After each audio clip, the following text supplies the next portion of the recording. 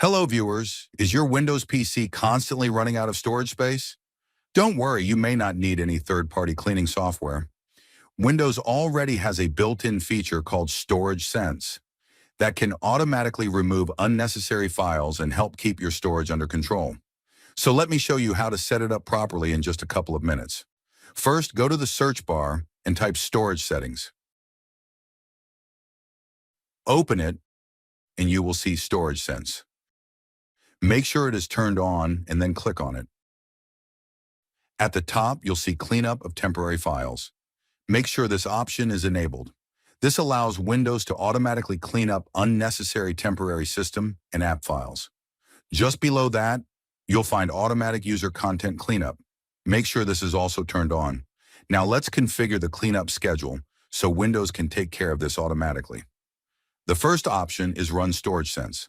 By default, it is set to run during low free disk space. Click the drop-down menu and you'll see several options. I don't recommend selecting every day, as this may be unnecessary for most users. If you use your PC regularly, I recommend selecting every week. If you're an occasional or light user, every month should be sufficient. For my PC, I'll select every week. Next is Deletion of Files in the Recycle Bin. You can choose between 1 day, 14 days, 30 days, or 60 days. I recommend keeping the default 30 days. This gives you enough time to recover accidentally deleted files before Windows removes them automatically. Now here's an important one, the Downloads folder. I recommend selecting Never. You may have important files sitting in your Downloads folder that you still need. Instead of letting Windows delete them automatically, it's better to manually review the folder and move important files to a proper location. Finally, we have OneDrive, personal, Microsoft's cloud storage service. The default setting is 30 days, and I recommend leaving it unchanged.